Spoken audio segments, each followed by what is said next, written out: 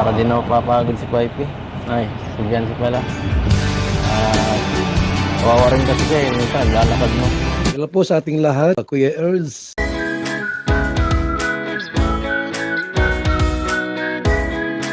Hello mga kalingap! Muling pagbabalik sa ating munting channel, Kuya Ers. Maganda po ang ating topic ngayon mga kalingap. Patungkol po ito kay Supermac. May sinabi ito sa tatay ni Biancy. Kalingap Rab at sponsors, may pasabog. Yan po ay sama-sama nating tutukan mamaya mga kalingap. Pero bago ang lahat, atin munang batiin ang ating mga silent viewers, silent subscribers at lalong-lalo na rin po ang ating mga magigiting na OFW na nagtatrabaho para sa kanilang pamilya na walang ibang libangan kundi ay manood ng Kalingap serye. So ngayon mga Kalingap, bago tayo pumunta sa ating main topic, batiin rin po natin ang ating ama ng Kalingap, Kuya Val Santos Matubang, Idol Kalingap Rab, Ate The Vlogs, Ma'am Jackie Tapia Matubang, at sa lahat ng aking mga kasamahan dyan, Kalingap Reactor Partners, Kalingap Charity Vloggers sa buong mundo. Ngayon mga Kalingap, ating masaksihan mga Kalingap na kung ano yung sinasabi ni Supermac patungkol sa tatay ni Biancy mga Kalingap.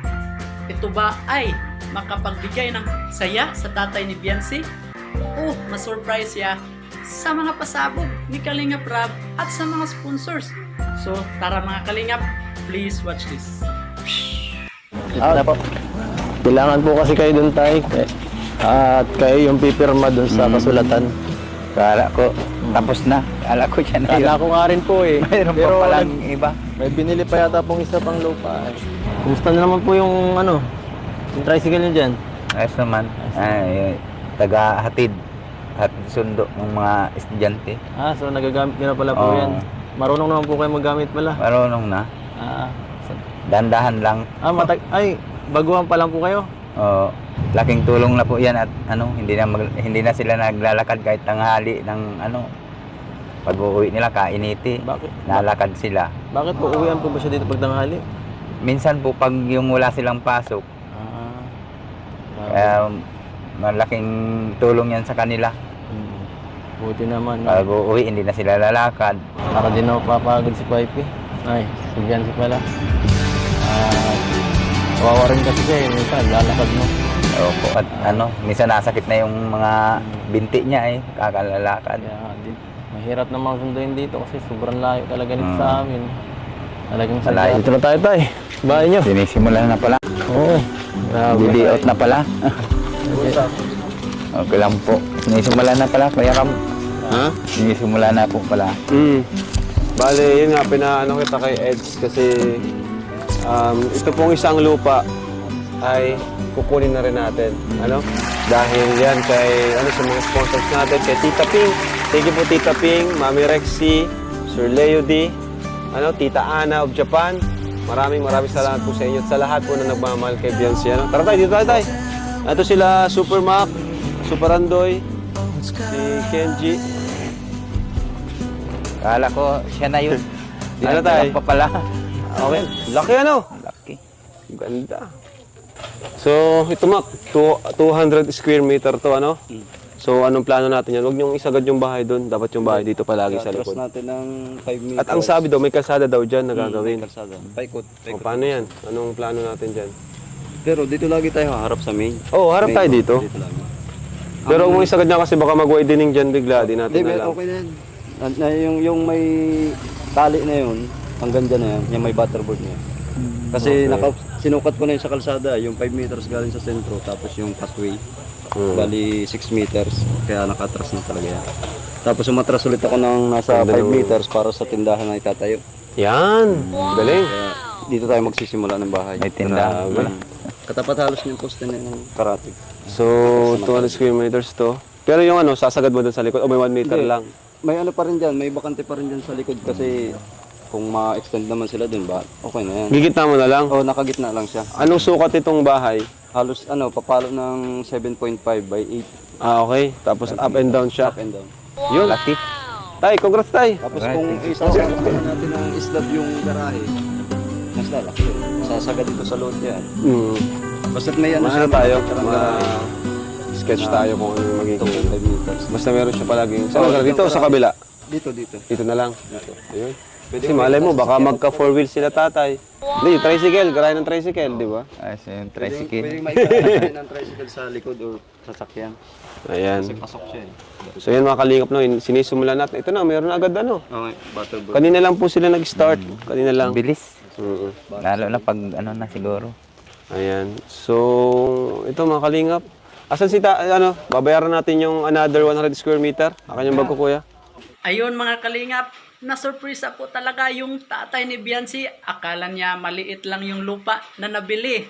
Galing yan sa mga sponsors mga kalingap. At yun ay 200 square meter lahat mga kalingap. Ang sabi sa tatay ni Biancy, akala niya na maliit lang. Hindi yun totoo mga kalingap. Ang laki po pala. So grabe ang papasalamat sa tatay ni Biancy mga kalingap, sa mga bigating sponsor, sa mga nagmamahal ni Biancy at ni Kalingap Edo. At syempre, hindi yan makikita kung hindi dahil kay Kuya Val at ni Idol Rob, no? At ngayon mga kalingap, ating masaksihan muli mga kalingap na please watch this. Ano masasabi mo tayo at dadagdagan pa? Akala mo dati, ito lang 100 square meter, yun pero nga po, dalawa pa pala. Hindi ko akalain, dadagdagan pa pala. Opo. Malaki na sana yun. Ayos na yung bahay-bahay Grabe na talaga sila tatay, ano. no? Para may malipatan lang. Napaka-humble talaga. Opo. Maraming salamat po sa mga nagbigay po ng ano, tulong sa palupa. Kay Shirley Yudi po, kay Tita Ping, Tita Ping, Tita Ana, Tita Ana Mami po, Rexy, Mami Rexy, kasi EDSI Global, Sing Global po, KEGS, KEGS, Sir Lito. Sir Lito po, Yan. saka si ano po, si Sino pa? Nakalimutan na natin Sa sobrang dami, po kayo magtampo kung Marami meron po. kaming di nakita. Meron kami di nabanggit. si Ayun, Sir, Ma'am Erica Alpon. Alpon. Ayan, siya yung kauna. Maraming salamat po. Tulong kay Biancy. Opo, saka kay Kuya Bal po. Yan, Kung syempre. hindi po dahil sa kanyang wala programa. walang programang ganito kalingap. Kay Kuya Rab po, saka kay AIDS at nagtutulong-tulong po sila para makaano po ng itutulong sa mga beneficiary nila. Maraming salamat po sa mga kiboy, sa masisipag din po na Siyempre, yung scouter ni Biancy, si Dr. Lab. Doc Lab. Salamat kayo, Doc, kasi siya rin yung mga maraming salamat sa inyo. Opo. para pag-abutan ng sponsorship, no? Yun mga kalingap, pinaghandaan po talaga ng Team Kalingap at construction team na headed by Supermac. Ang pabahay na ito ni Biancy, may second floor. First time itong mangyari sa buong buhay ng Team Kalingap, sa buong buhay ni Idol Rob, no? Na meron po silang pabahay ni Biancy na may second floor at higit na 1.5 million pesos ang halaga sa budget ng pabahay na ito ni Biancy mga kalingap. Pero inyo, grabe po talaga yung mga bigating sponsors po mga kalingap, no? At malaki ang pasasalamat sa pamilya ni Biancy sa mga bigating sponsors dahil yan ay maraming nagmamahal, maraming naniniwala, maraming nasiyahan, maraming natutuwa kay Biancy at Idol Eds. At lalong-lalo na rin po ang mga magigiting na OFW, no? Magigiting na sponsors mga kalingap. At hindi na lang po natin isa-isahin kung sino sila mga kalingap. Alam na po nila kung sino sila, no? At ang Panginoon na po ang magbibigay ng maraming blessings sa mga bigating sponsors ni Biancy mga kalingap, no? So hanggang dito lang po muna mga kalingap. Ating suportahan si Idol Rob, Kuya Bal at Edna dahil dito kinukuha ang mga gastusin tulad ng bahay, groceries, allowance, pagkain, gamot at iba pa mga kalingap. At huwag rin kalimutang mag-like, comment, share, subscribe at i-on ang notification bell para lagi po kayong updated sa susunod nating mga uploads. So ingat po kayo lagi mga kalingap. Bye bye and God bless. To God be all the glory. Bye bye.